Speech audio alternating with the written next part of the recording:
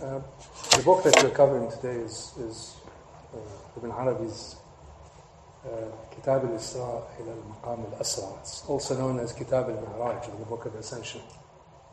One of the reasons I would like to bring to the gathering is why this text was chosen.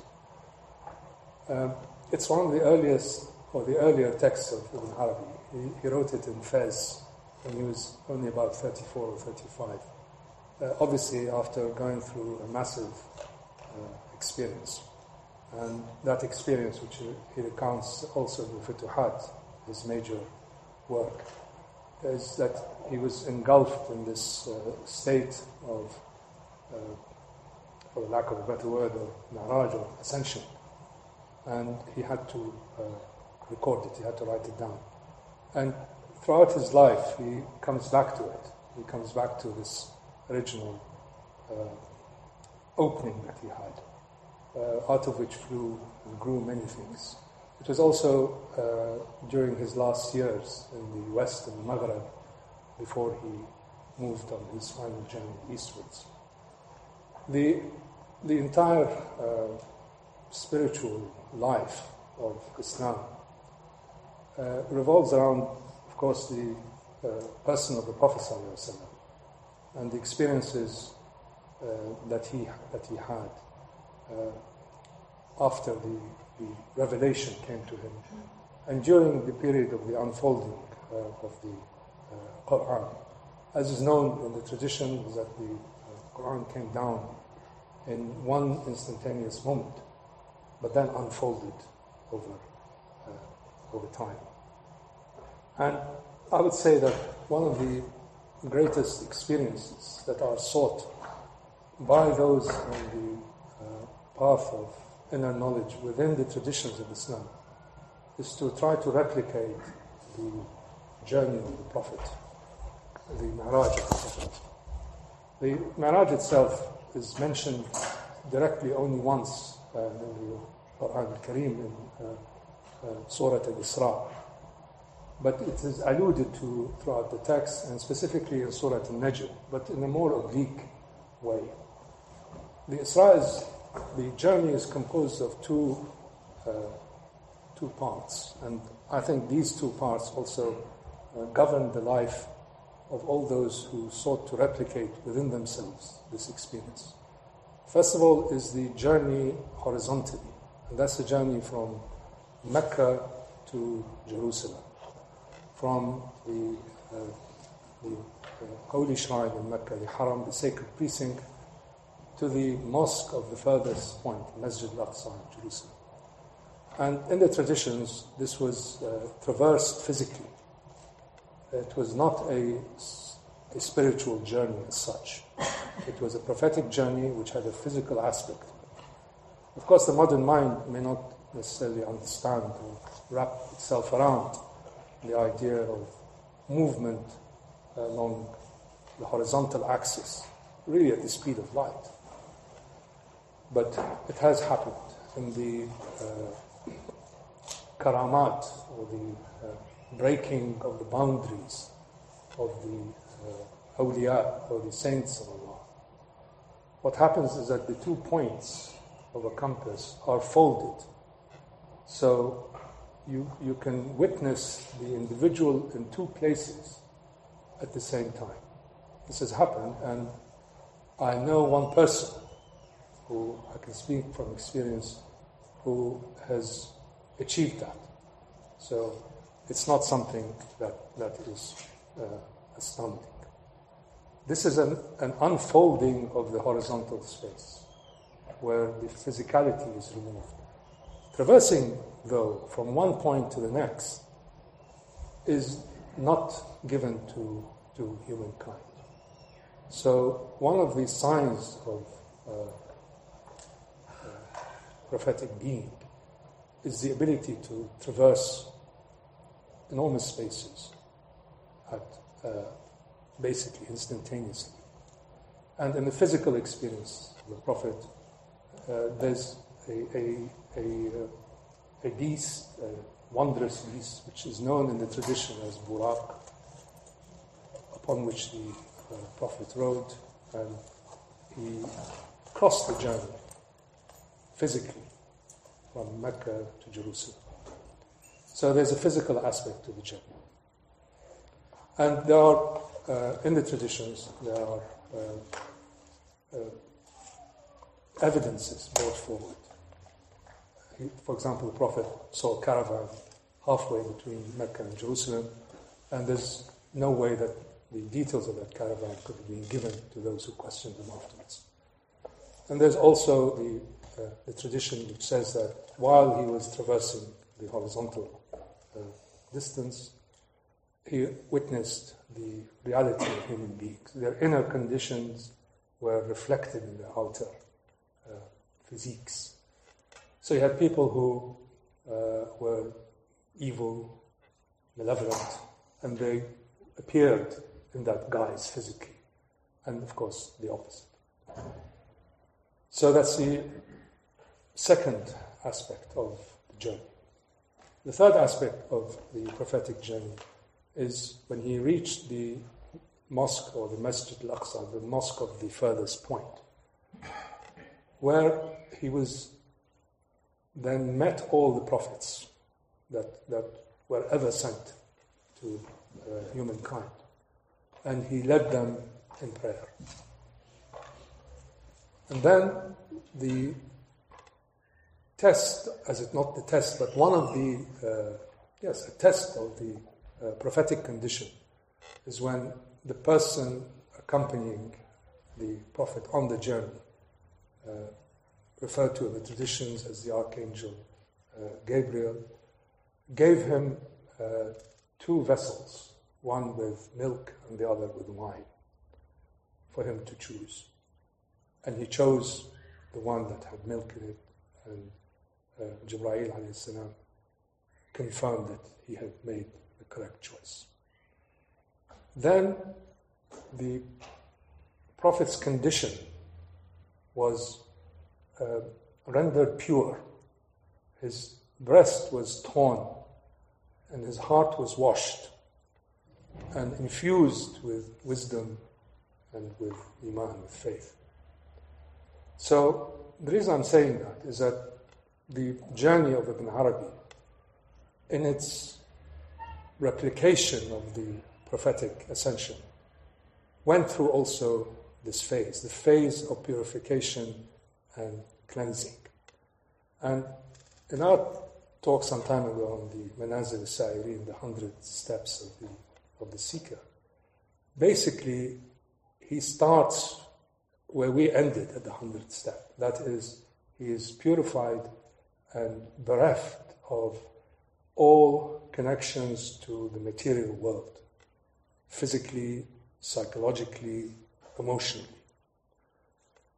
Then the ascension proper begins.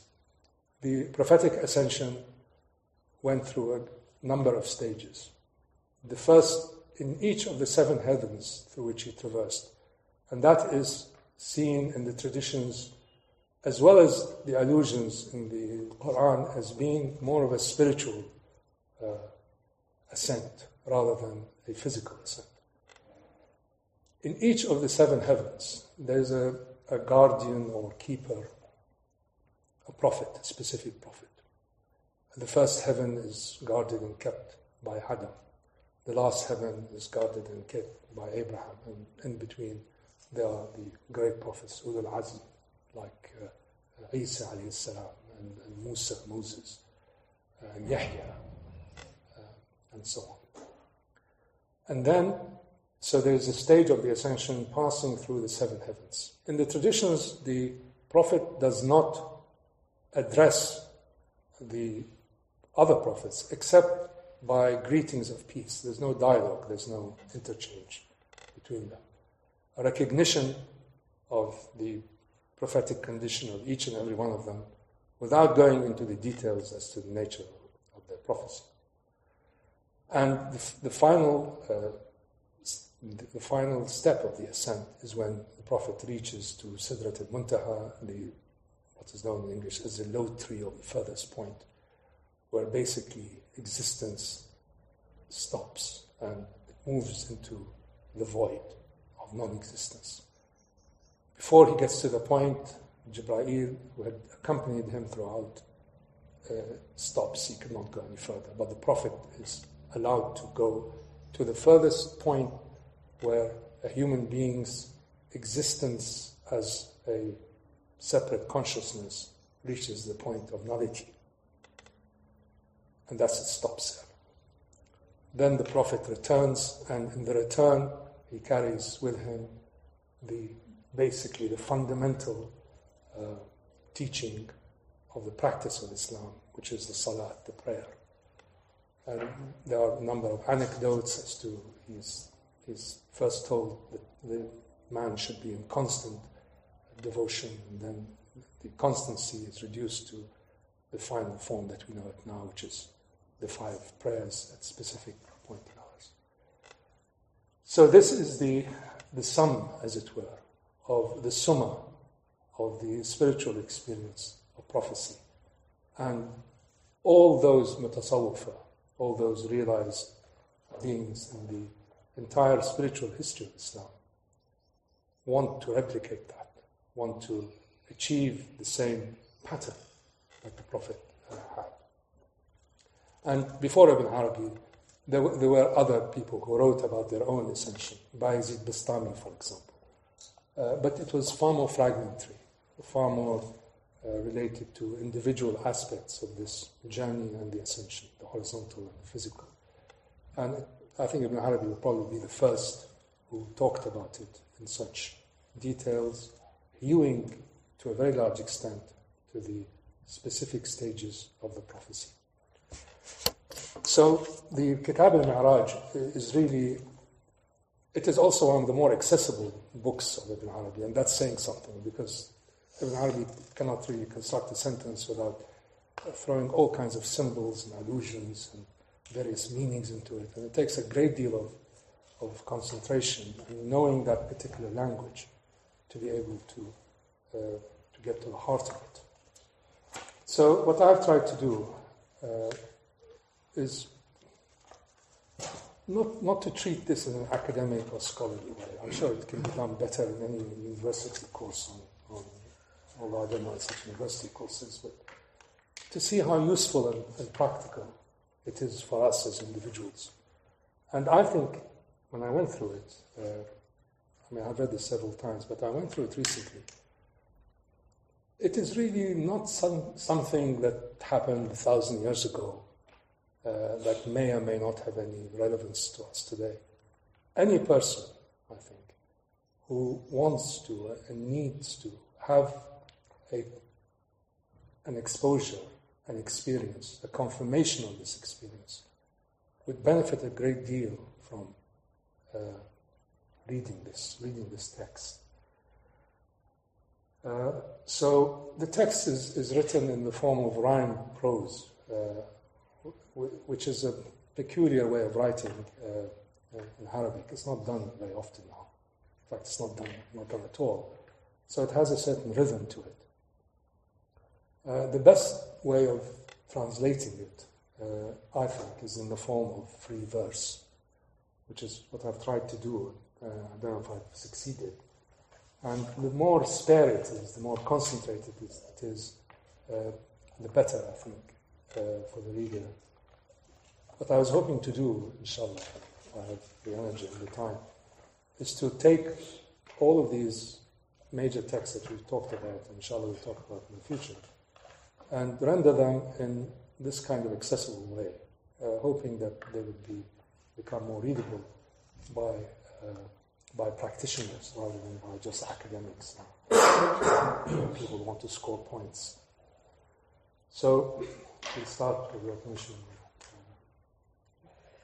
Can I have a book here? The first section, the Kitab al-Miraj, is written in a number of sections. Each section has its own rhythm and purpose. I don't think I'll have time today, except to do perhaps the first section and maybe part of the second. The first section is to do with preparing the seeker, the voyager, for this journey. And he starts with what he calls the gate of the transparent heart. In Arabic, it's Bab Safar al-Qalb. And as I said, the assumption is that he is at the point where we had left off in the 100 steps of the manazil. He has reached the point of cognition and consciousness where the mawahib, the onrushes that he gets are real and are not in any way either his whim or of satanic origin.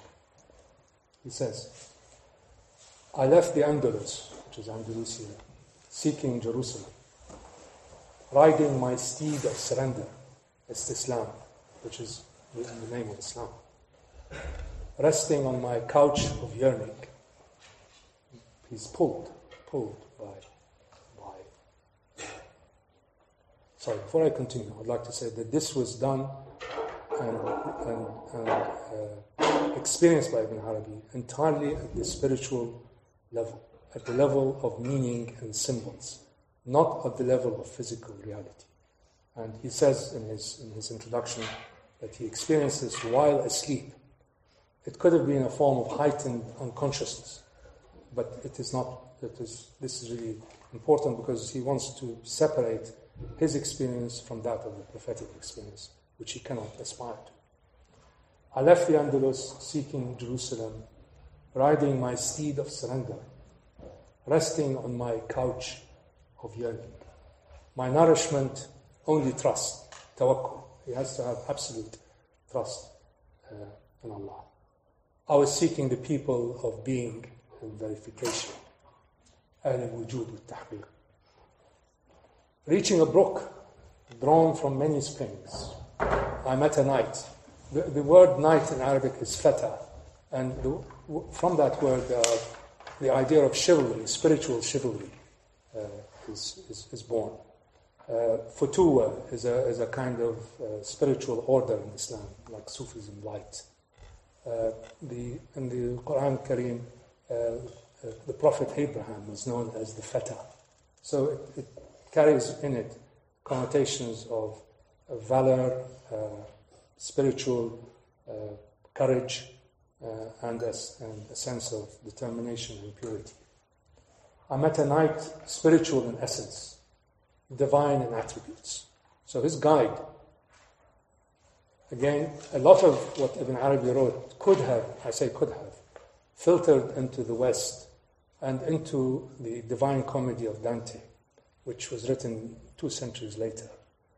There's a whole genre of literature on that, the connection between the Divine Comedy and the Ascension of Ibn Arabi. This knight who acts as his Beatrice, as his guide. Where are you going? I said. Ibn Arabi said. To an eternal being, he answered. What made you leave? I said. What made you enter? He answered. I'm a lost being, I said. Then call out to being, he answered. Where are you going? I said. He answered, where will is powerless, where human beings no longer claim or even expect that their actions have any significance.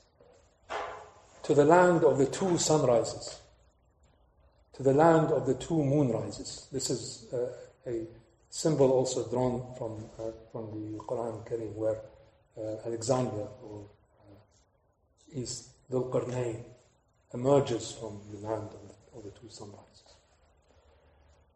There, whomever I encounter, I will say, cast off your sandals. اخلع النعلين. This comes from Surah Taha, the chapter Taha, where Allah subhanahu wa ta'ala tells Moses, cast off your sandals, you're entering into the divine precinct. So خلع النعلين is a very important symbol that is used frequently amongst those in tasawwuf. It means discarding all your worldly and material and psychological and emotional baggage as you enter into this terrain. And the Quran and the 7 exemplars, and the Quran 7 mathani. The 7 exemplars is another word for the opening chapter of the Quran, Surah Al-Fatiha, which is the entire affair, is in fact concentrated in that. And the essence of the spirit, not the essence of things. Whomever I encounter who understands these signs, let them stay silent. Any of you, inshallah, who has or will have or had this kind of opening, it is best not to talk about it too much, because particularly if you're dealing, in the old days, you're dealing with a very rigid, orthodox, some cases stifling religiosity, which does not understand and will reject this kind of encounter. And these days, you might be accused of being insane or whatever. So it's best to keep quiet. Who understands these signs, let them stay silent, or they'll be slaughtered like Hallaj. Hallaj, of course, is a famous Sufi in Baghdad of the 3rd century Hijri, or 9th century. And he went around in a state of ecstatic being, exclaiming, I am the truth and al-haq. Finally, he was dragged in front of the court and sentenced to death, and then drawn and quartered, and all kinds of terrible things happened to him. And he became a kind of refrain to Sufism after that. After Hallaj, most Sufis began to become more observant in their outer form, more connected to the world of Orthodox Islam. He continued, that is the night, between you and your desire, between you and what you desire, you are the subtle secrets. He's addressing Ibn Arabi now, because the subtle secrets implies that he's beginning now to receive true onrushes. Are the 3 barriers of the outer worlds, the inner worlds, and the worlds of in between. Why are these barriers? The outer world is obviously a barrier, because if you're immersed in material, you're unlikely to refine yourself to the point where you can resonate with that. The inner world is also a barrier, because you can easily fall in love with your own elevated sense of spirituality. And the world of in between, alam al-bashar, is another barrier, because it constantly fluctuates between one and the other. These barriers he also refers to as the 3 rubies: the red of the essence, the yellow of the acts, and the grey of the attributes. Your companion on the journey, this is the spiritual night it's talking to me about, is your exalted friend. That is, rely only on the one. I said, I do not know these realities, but I want to reach them. My yearning will lead me. My Mount Sinai is ahead of me. Mount Sinai, of course, is a very important symbol again in Tasawwuf, because it's not referred as in Arabic as Mount Sinai. It's referred as Tur, which is the mountain, Turi Sinin, where the divine commands and decrees came onto Moses. So it is seen as being the place where you will receive confirmation and instruction that is faultless. He said, no one will see me except those who heed my words.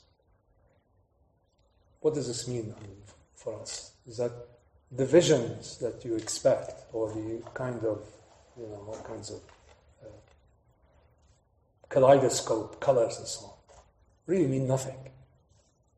They only come when we contain ourselves by the construct that is established for this path.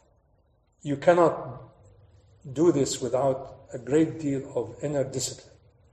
This is not a recipe for those who think that by removing all the barriers, they will remove the necessary containment to distinguish between good and evil, right and wrong. And Arabi then says, I collapsed. My body separated from myself, and I lay prostrate in the valley. When I awoke, I saw a fountainhead. He enters now into the gate of the eye of certainty, Bab Ayn al-Yaqeen. He's still at the level of the horizontal landscape. This is not yet this ascension.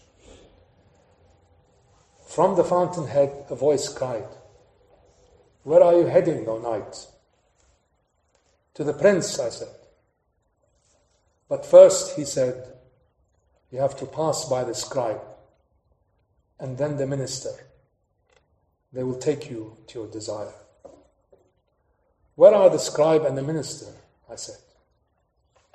"You will find them when you abandon reputation, material composition, multiplicity," he said. "You will only see one by the one, when the seen and unseen unite." He moves to another gate, the gate of the universal spirit. "Describe it to me, so that I know it," I said. "There is no liking unto him," he said. لَيْسَ كَمَثَلِهِ شَيْءٍ. This is again taken from the Quran. There is no way in which you can adequately or meaningfully describe the Absolute. There is no liking unto him, he said, neither simple nor complex. A mirror of light which reflects your truth. When you see it, abide by it. He now enters Bab al-Haq, the gate of truth, Bab al-Haqiqah. The knight with him, the knight of the spirit, said to Ibn Arabi, "I am the herald of essence, assembling action from the fount of attributes." The attributes of Allah subhanahu wa ta'ala, of the Absolute, all of them. They are infinite, and out of these attributes, human beings gain their ability to act, to think, to feel. Every action, every movement, every thought has in it a root in one of the attributes of Allah subhanahu wa ta'ala. I'm the herald of essence, assembling action from the fount of attributes. I'm the writer on the pages of intellect. So your reason, your intellect, your ability to understand, comprehend, cause and effect, rationality, these are all gifts bestowed by the person who writes on your tablet. I'm the writer on the pages of intellect, the secrets of known and unknown. My essence is one, my attributes multitudinous. Prostrate yourself. This is essential. The process of putting your head to the ground, of effacement, is necessary in order to obliterate your sense of being a separate existence that is not contingent upon a greater reality. Prostrate yourself if you seek the highest. Know that the name indicates the name. All is within you.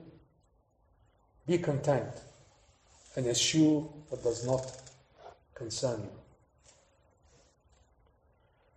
He moves into another gate, the gate of intellect and the preparation for the journey. While I slept, my essence was awake. The word in Arabic is that, which translates as essence, but perhaps he meant soul here. The herald of success came. With him, the steed of sincerity. So he was dragging or guiding along this steed of sincerity. He opened my chest serenely. So he's again replicating the prophetic experience and said, prepare yourself to ascend the highest. He washed me in the authority of, and here he quotes a verse from the Quran, you have no authority over my servants. This is actually in reference to Satan. The forces, the dark of the forces of non-being, of he, not he. This force has no authority over those who have expressed and lived an absolute trust in the One. He sewed me up with the threads of intimacy.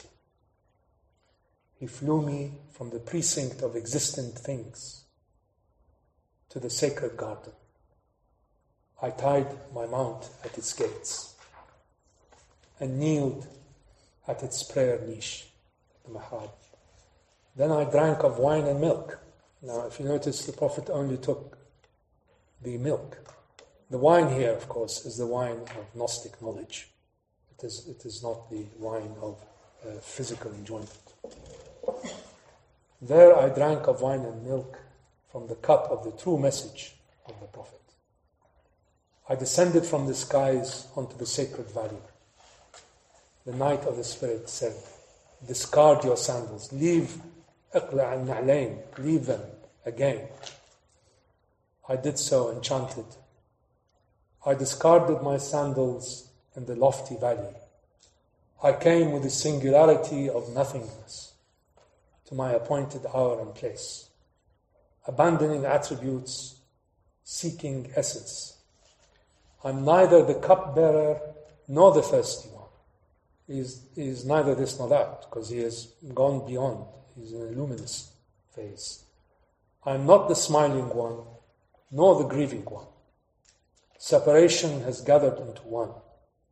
I returned as a bondsman, wearing the garments of grandeur. My moment became my feast days. This is again an important symbol in Tasawwuf, my moment. People of the path are known also as Ahl al-Waqt, Abna al-Waqt, the people of the moment. The past and the future all fold into the point where we are at now. We are the people of now. The people of now. Nowness overwhelms holidays, feast days, all kinds of weekends, weekdays, the ecstasy of now. My moments became my feast days. Secure in my knowledge, I know, addressing both the refined and the ignorant, with equanimity between the two. Then he enters the gate of the tranquil self and the brimming ocean.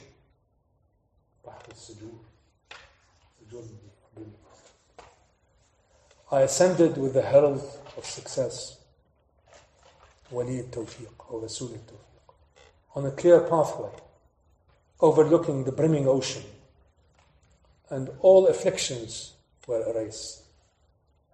I saw on the vast abyss of the brimming ocean the vessel of the world of simplicity. This is the vessel of the Gnostics, said the Knight. The vessel of the ascension of the inheritors, the warithun. Allah says in the Quran, the earth and the heavens are inherited by His true bondsmen. I saw the vessel, whose essence was the Spirit. Its gaze on the heavens, its passengers serene of heart, its nourishment, the subtleties, its mast, the halting point. I think we talked about the mawaqif last time. That's the halting point for those on the path. Its harbor, power and will. Its sail, the law, the containment, the discipline. Its ballast, nature.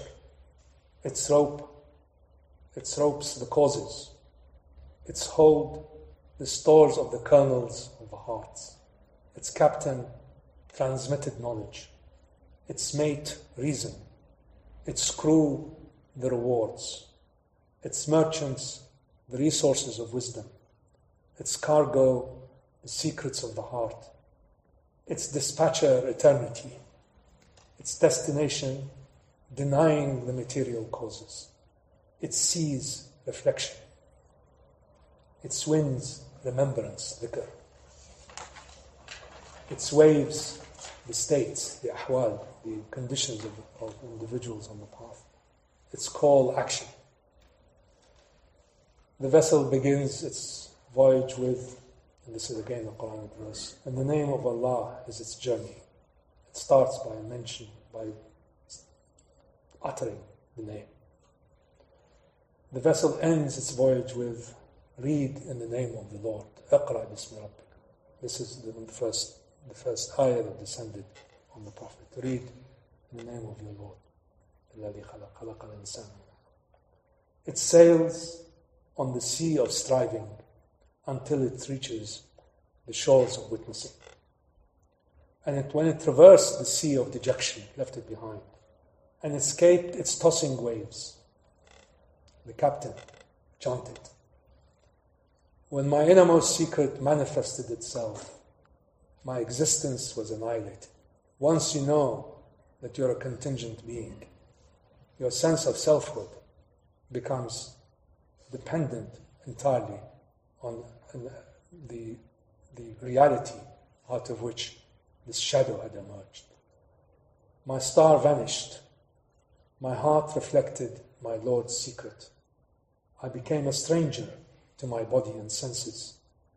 I came from Him, by Him, to Him, carried on an exalted striving, overpowering the citadels of my thinking, mired in my dependent knowledge. The winds of my desires blew me ahead, crossing the ocean as an arrow, leaving the proximate sea until I witnessed what I cannot name. This is again taken from the Quran, from Surah Al-Najm, where the Prophet, when he's at the edge of non-existence, his heart sees the vision. So, ما كذب الفؤاد ما رأى. The kernel of the heart does not lie. And said, until I witness what I cannot name, and said, what my heart has seen, strike an arrow from it of your love, for you are I and my loving soul, and my desire, an ultimate prize. The herald of success left me as I separated from water, and beforehand from earth, wind and fire, and ascended to the first heaven. Earth, wind and fire, again, earth being the material composition and our immersion in the material of the world. Wind is the awham, the whims that we have, the conceptions that we have of ourselves and of our identity in our existence. Fire is the fire of anger, of passions. And water, of course, out of all, as the Quran says, everything emerges from water. So all the existent things, the four structures of our material, emotional, biological world are left behind when we reach the point where we ascend. Of course, yes. Of course. I have just the last, if you want me to continue, inshallah, we'll stop. I can just continue. I don't know if I had circulated this to you, but this is the first of the seven heavens. I think I'll stop after I finish this. He reaches the first heaven. The first heaven, the heavens of the ministry, wherein lies the secrets of Adam. As I said, the guardian and keeper of each of the heavens is a prophetic being. The herald parted I loved him. The universe of matter. And he parted, the universe of matter. So he's now moving into an entirely different dimension. And I saw the secret of the spirit of Adam. To his right, the multitudes of all existent things. To his left, the multitudes of non-existent entities that are still in the mind of the Creator. He embraced me as a dear friend. I asked him about his condition, and he said, I left the land of the West, that's the Maghreb, seeking Yathrib. Yathrib is the pre-Islamic name of Medina. I walked for 40 nights at breakneck speed. This is Adam speaking. And when I had reached it, and my purposes met, I said to my companions and my dearest comrades, is there a sage in this land? He's talking about his arrival in Medina. That can be relied on, or a teacher that one can take from his hands. The spirit that is the spirit of Adam said, there is a teacher, deep in insight and research, called the father of humans. Adam is also known in Arabic as Abu al-Bashar, the father of all humans. Teaching at the mosque of the moon, imparting wondrous matters with no veil between him and you. I jumped up, as if charging from a fort, or shedding heavy and cumbersome things, and entered his class. I pierced into his spiritual self, and saw a person with a glowing face and erudite speech. He stood up to greet and praise me, and then said to his companions, this was in the class, this person is of my people. They cast their glances on me and accepted me as their brother and friend. Embarrassment overcame me, for my condition was acknowledged. He said, Adam, to Ibn Arabi, where are you from? I said, from the isthmus of the two seas, Marj al-Bahrain. This is the point where existence merges or disappears into non-existence, and vice versa. It is the dividing line between things brought into being and things that are still in the process of being brought into being.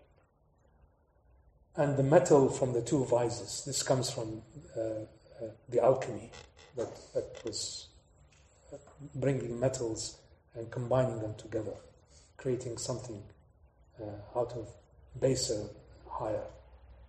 He said, are you from me? I said, it is you, I mean. He said, how then did we multiply?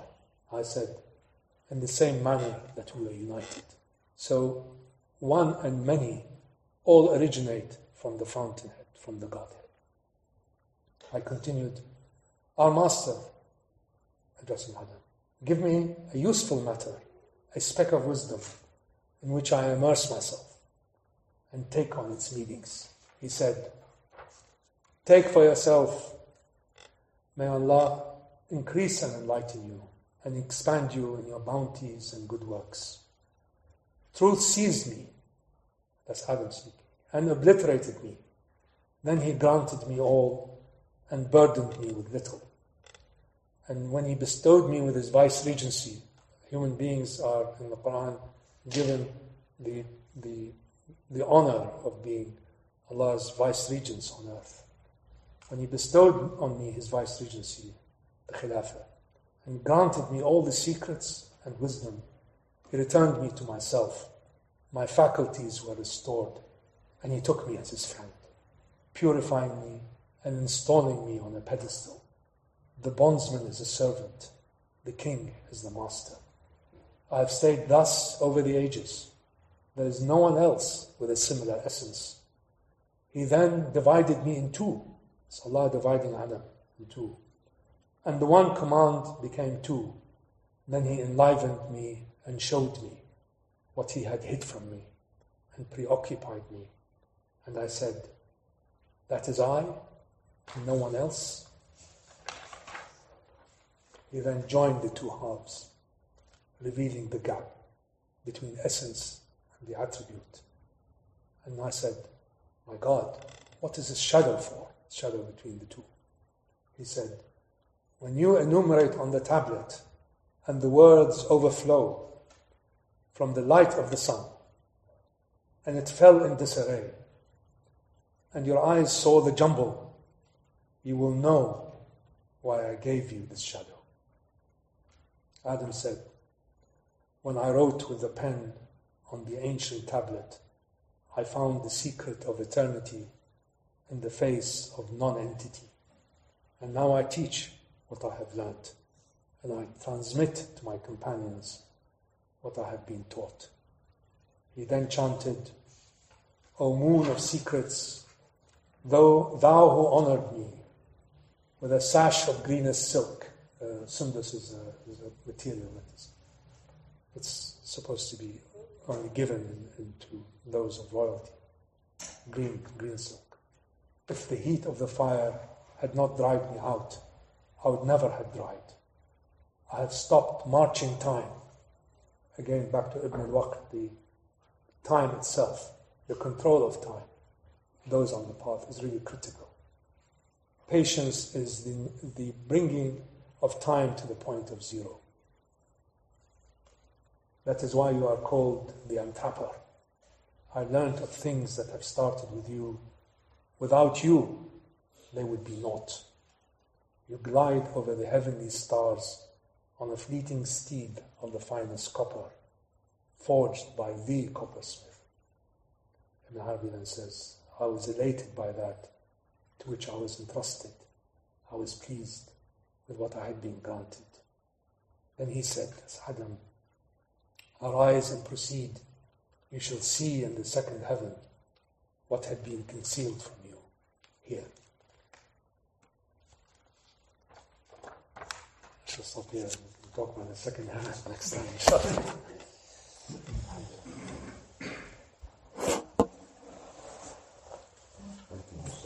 we have time for some questions. I'm sure there's plenty of questions.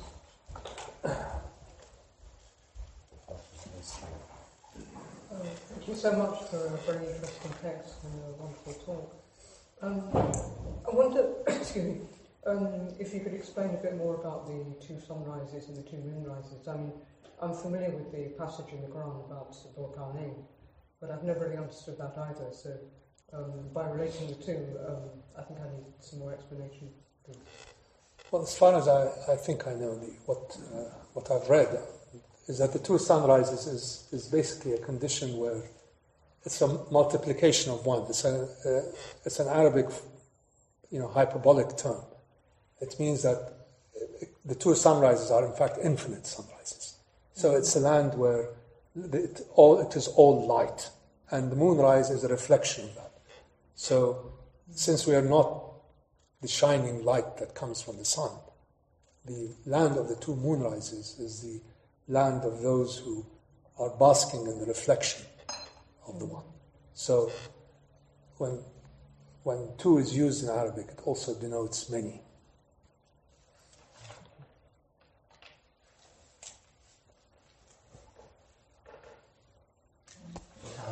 First of all, beautiful translation, and it was a delight listening to the passage. My question is a more generic one, maybe a bit complicated, I'm not sure. I understand that with your Sufi experience, you have the experience, but there is also, what I understand, knowledge that is derived from those experiences. Because the experience is not happening in a complete void, it's not a random thing, it's happening in the sense of reality, but a higher levels of reality. And so, from those experiences, philosophers or Sufis or mystics have derived a sense of understanding, a type of knowledge of reality, of the nature of reality. And that knowledge permeated into other areas of secondary knowledge, be it understanding of the sciences, understanding of the self, and psychology, spiritual psychology. Did Ibn Arabi elaborate from his experiences to derive a form of metaphysics? Or did it occur later in his time? Was it from other people who read his texts, elaborated on their understanding of the nature of reality? or did he derive knowledge, direct knowledge, from his experiences? That's a good point, because Arabi is usually juxtaposed against people who are more, how should I put it, more effulgent. I don't want to juxtapose Rumi and Ibn Arabi, but Ibn Arabi appears to be metaphysical mutasawwif, but he's not a systematic thinker. So you can't really say that there's a system of Ibn Arabi. It is just, in many ways, a lot of it is, if you read it all, a great deal of it is frankly repetitious. A lot of it is obscure. I think obscure to him too, because as I understand Ibn Arabi, he's a person who has really separated from his being. His material composition has broken into its component parts while he was still alive. So he was able to see things in ways that not given to many of us. And he had obviously very powerful intellect and a desire to express the way in which his being was disaggregated. So you have to really pick and choose from this vast work that he has. And you have to delve into it, and sometimes you delve into it, it's like jumping into a swimming pool, if you don't know where the shallow side might hit the ground. What I understand about what my experiences of him is that he's authentic in the sense that he's able, in as much as he can, to transmit to us what it means to have a disaggregated component of your being. And I think he was able to transcend that. So he no longer sees himself as a biological, emotional, material, desirous, but he's able to see it from a different perspective. But at the same time, he is contained physically. And this tension comes all the time in his writings. Why I went to this text, because it was one of the earlier ones, where the power of attraction that he had, Majnoob, he was attracted by a higher force, overwhelmed, I think, his need to make sense out of it. His entire life, I think, was a process of trying to make sense of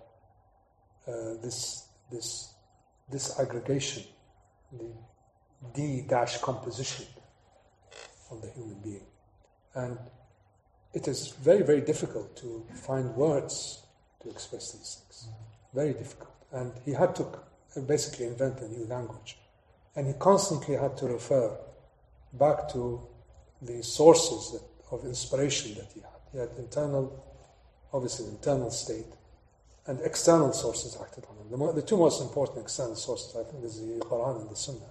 There's no question that he was a universal being, but grounded in a tradition, which gave him a kind of points in the compass to which he could align himself. But his inner reality, I think, has been experienced by others too, but not in this way. So his metaphysic, if you want to call it that, is not of that of a systematic philosopher. It's more of a person trying to impose a system on a reality that he could not quite come to terms with. And it is not just sort of a division in the psyche, which so people can say this guy is schizo or something, but no.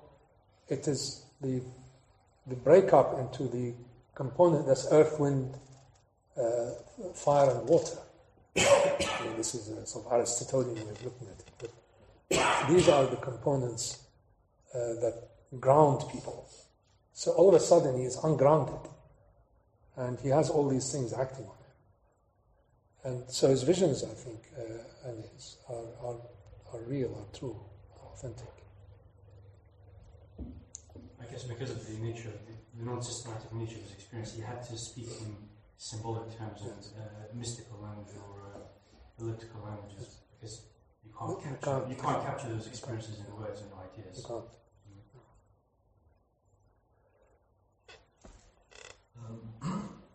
Is there a reason why he uses the word ascension as opposed to journey? Because with the Prophet was a return, one assumes within the Arabi there was a return. That's just the first question. And the second brief question is it's frequently said that the Prophet on his journey, or at the end of his journey, saw God. And there are many commentators who say, no, this is not true. And even in the language of Ibn Arabi, God was not seen, but his signs or symbols were experienced through his names.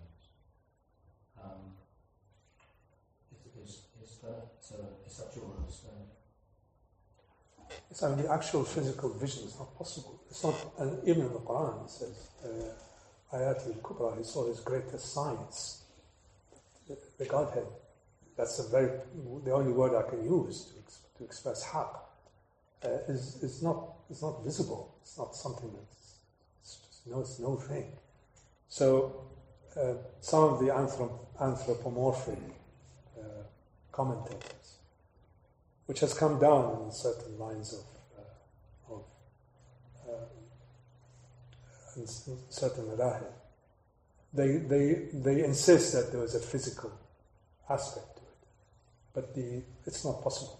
And I think even in the hadith, there is no, and it's assuming that they're all authentic, there is no mention, there's no confirmation of that.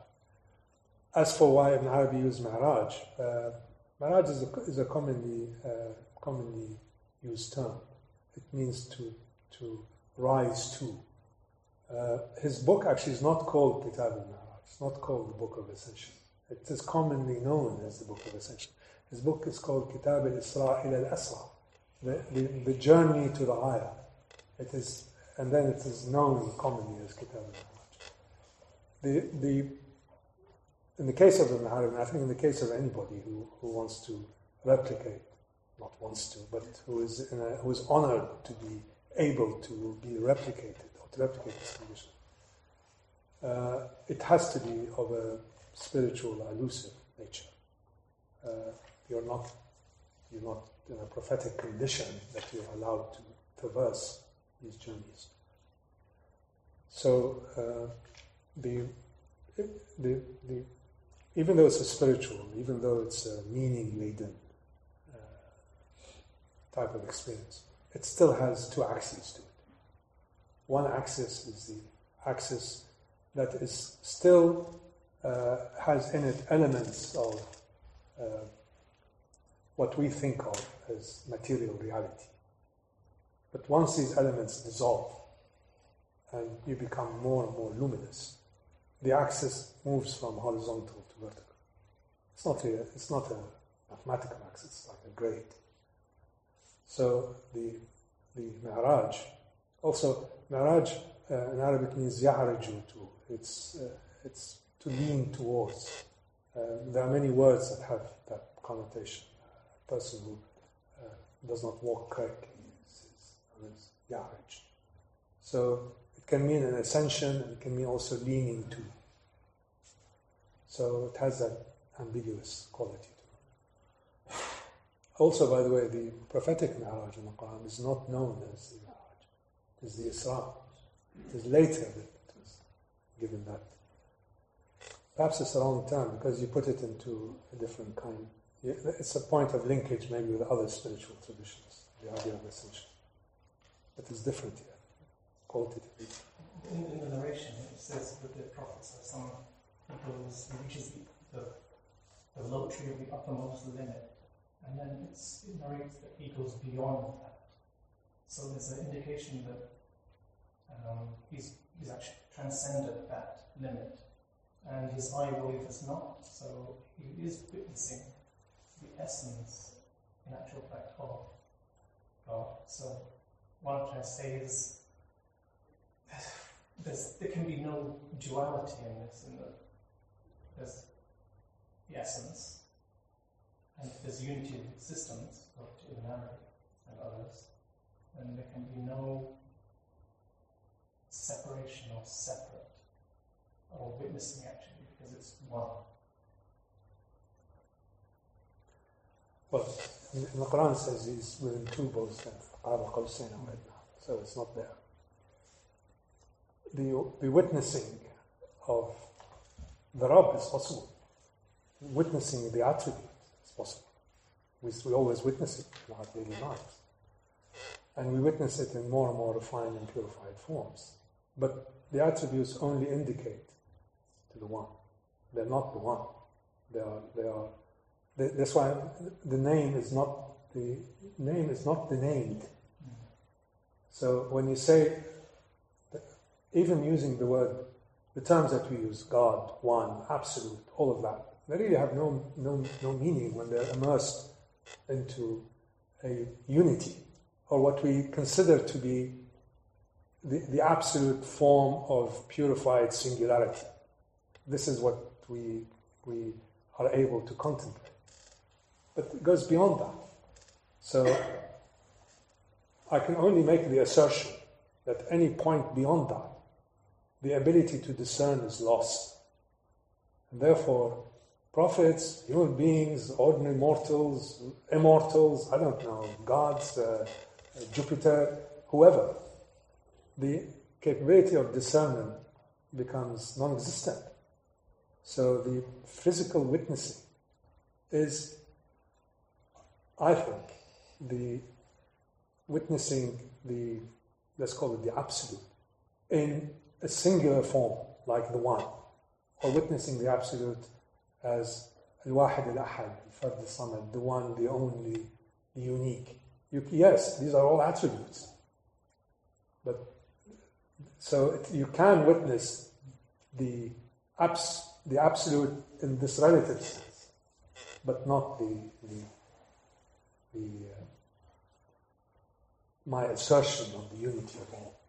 So wahdat al-wujud which is frequently attributed to the Arabi, that is the unity of all existent entities into one. That again is a manifestation of who. That's why we say who. Or silence. The best way of expressing the absolute is not to say anything. Because whatever you say limits and contains strength, including terms like unique, one, etc. There seems to be a purification process as well involved. You mentioned that the prophets, so when the two angels came, opened the chest, cleaned the heart with snow, I believe. With hikmah and iman. I've heard narrations of snow anyway. There's hikmah and iman, wisdom and faith. Yes, and so that purification, why purification when you are in essence that essence anyway? And what I'm trying to say is, it's quite hard to put into words.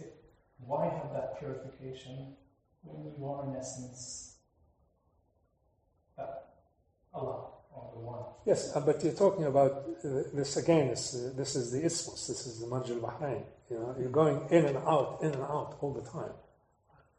So you can't make absolute statements about anything. You can only make dualistic statements when you're in the sphere of the existent things and even the non-existent entities. I don't want to become too metaphysical here, but here it is to do with, I think you have to bring in your experience and your own, the way that you interact with the knowledge of the Absolute. And if it is, if you lose your sense of individuality in this uniqueness, and then you return back to being an individual, this process of oscillation is transcended, but it's not transcended by you.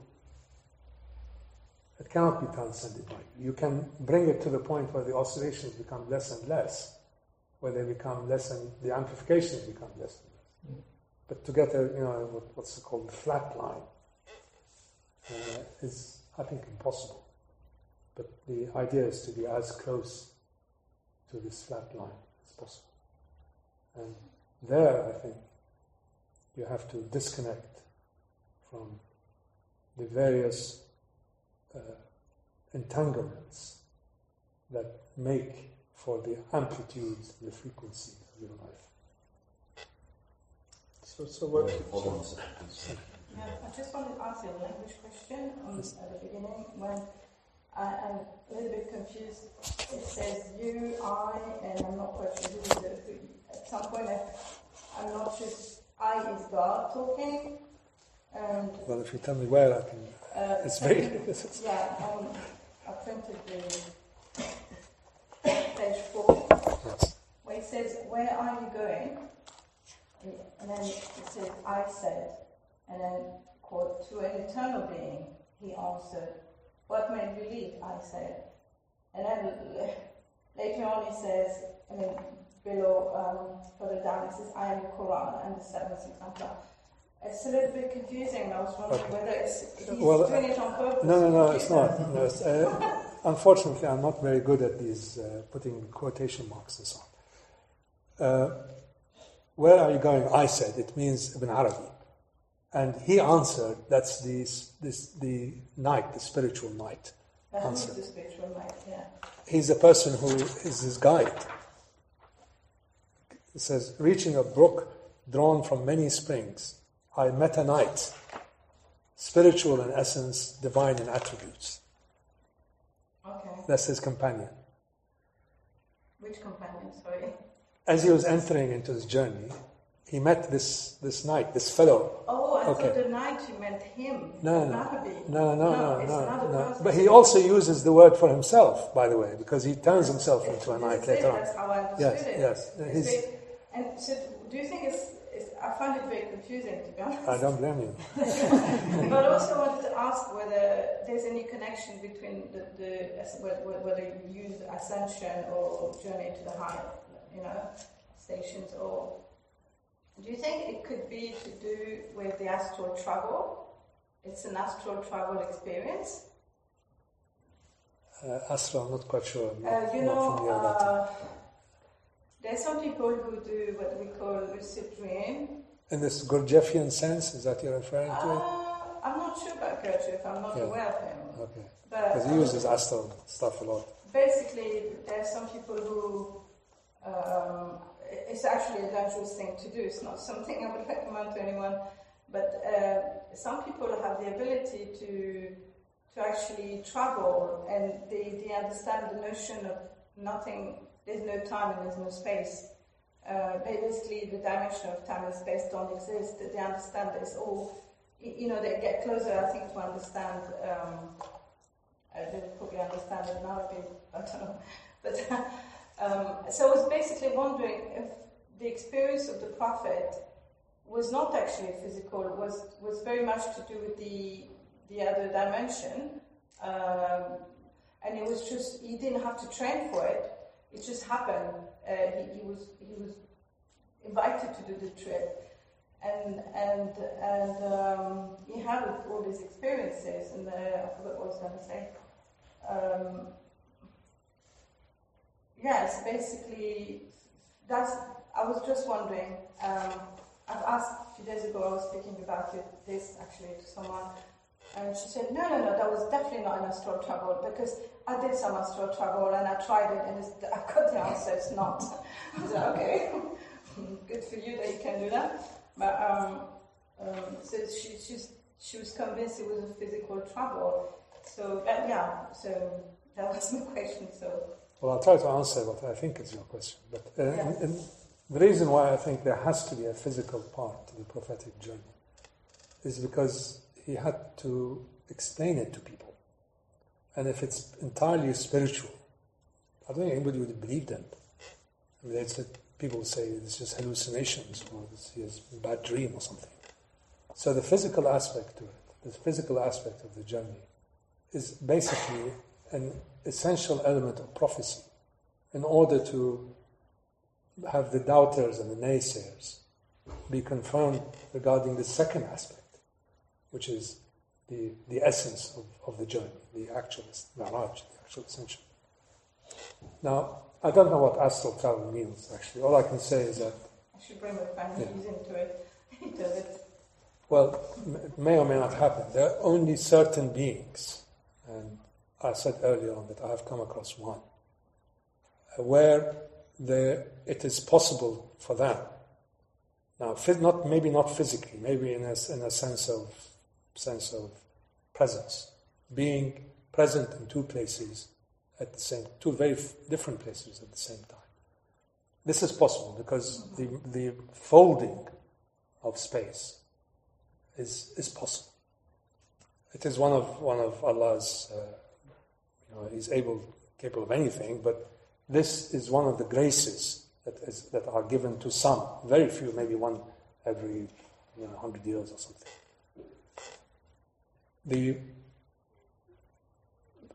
This is not really. It is not travel in order to to experience spheres and curiosity and all of that. It is not to find out more about these unknown lands and territories. It is really to do about a desire, a great desire, to understand the source and the source of being, knowing full well that you're not going to be it. So, if astral travel, as I understand it from what you say... Actually, can I say, astral travel, we all do it when we go to sleep. We all go through, that's dreaming, and there's lucid dream, where we actually awake, part of us is awake, and we all do that, lucid dream, and we always travel in the astral. But I was just wondering if that has been used, that was what he's done as a higher...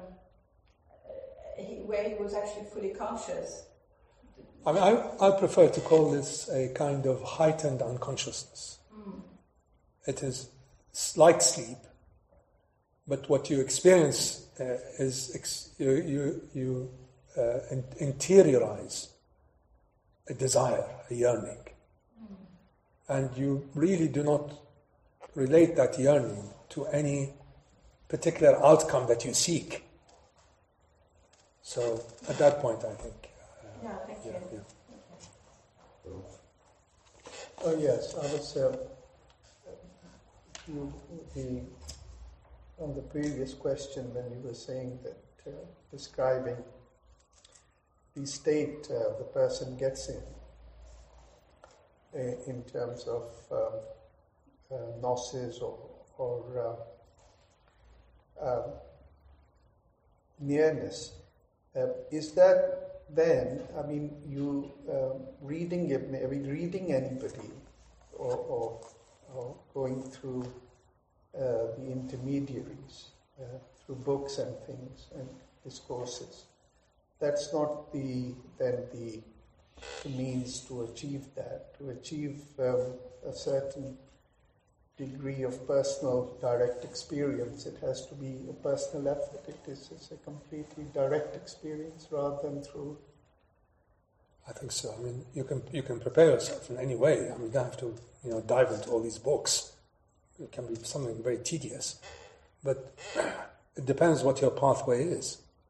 I mean, if your pathway is emotional, there are many ways of doing that. If your pathway is intellectual, or if your pathway is through companionship, it just so happens that this is my pathway. I mean, I don't know if I've succeeded. I'll know soon. But this pathway is a pathway that appeals. Pathway of, as it were, the intertwining between spirituality and metaphysics, experienced by a person. Now, I don't want to replicate his experience, and I won't, because each one has his own measure. It is just the reason why I'm interested in this text is that the stages that he went through may allow you to explain more to yourself the various experiences that you might be having. and might allow you to focus more, and might allow you to emphasize this rather than that. And not to dismiss things as they... I mean, I don't like to talk about sort of dreams and so on, but the world that he talked about may have been experienced by you, but in a different form. He saw a vast brimming ocean. I saw a crystal city.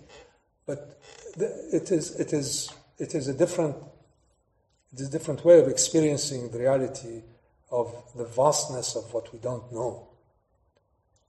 And if it's expressed in this form rather than that form, knowing something about this helps you to make some sense out of it, to make some extract some meaning out of it. In the end, I think it is really to do with you have to accept that there's a finite limit beyond which you are unlikely to go. And what you must do is to remove the various chains that bind you. And these chains they're unique to yourself. Each one has his own set of mix of constraints and chains and so on. And I find from my point of view that my experience is that it is through this path of metaphysics, of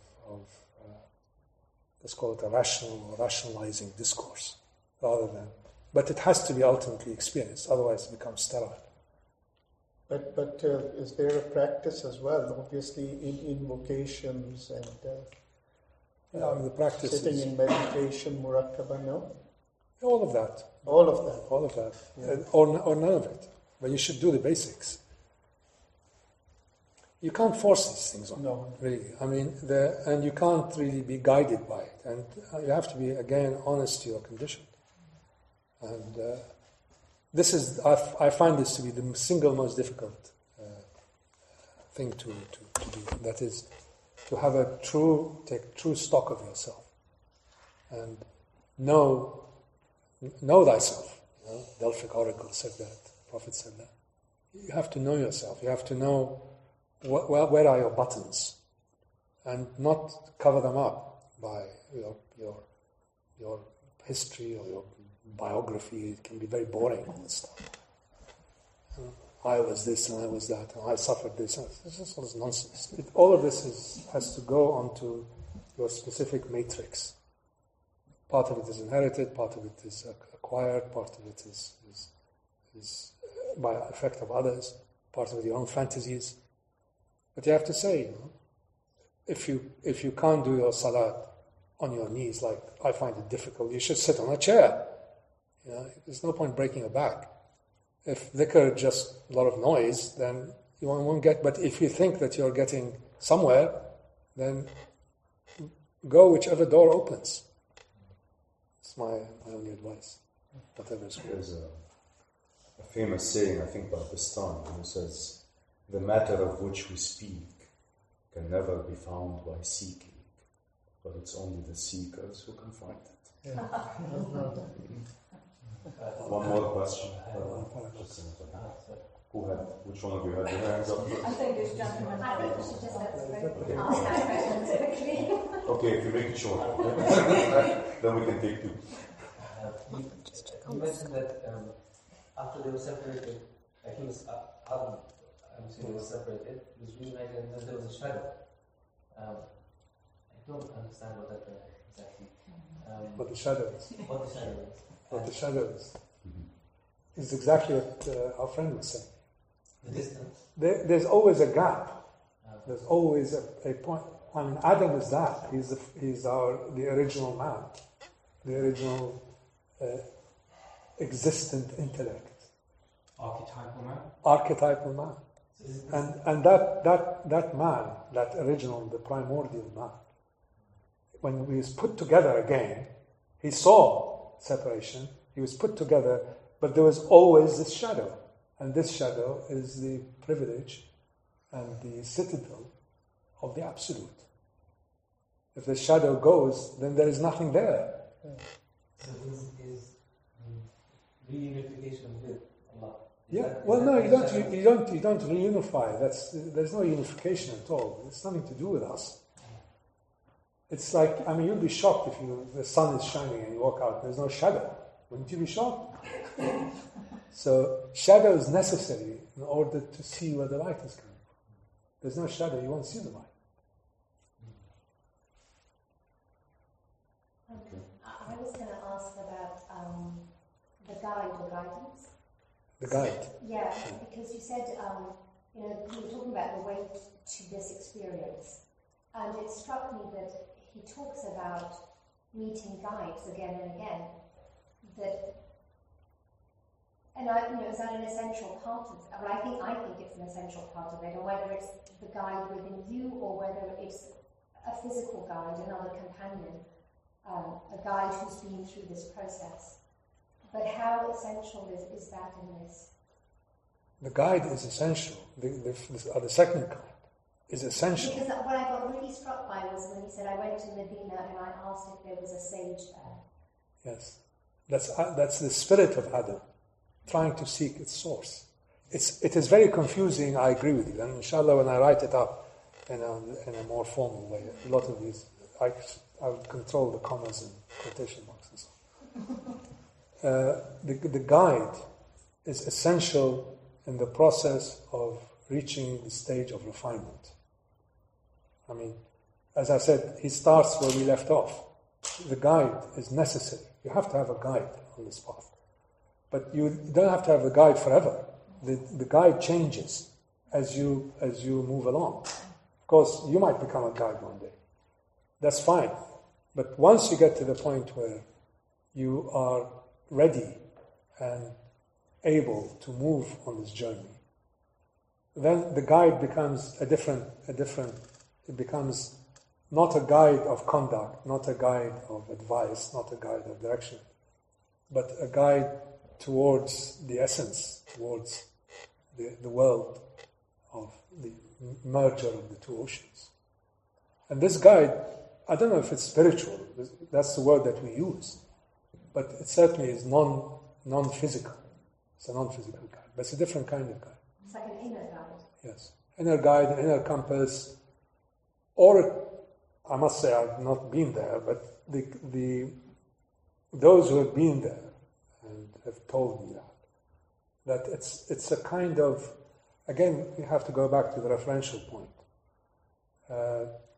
In the Quran, the three Surah Qaf, it's Shahid and Raqib, and what's the other one? Atid. The three, we have within us the three inner guides. The witnesser, the person or the guide that monitors you, what Freud called the superego. But I think Sufi psychology is 100 times more advanced, frankly, except we haven't done anything about it. It shows you where we stand on this. So these guides emerge as you move into this condition. But they are now, I don't know, but they are dormant unless they're brought to life. Then you have Shahid, Raqib, and Atid. What's the last one? How would you just explain it? Let me see Surah Qaf. Bismillah. God, let it leave it for you. It will not work.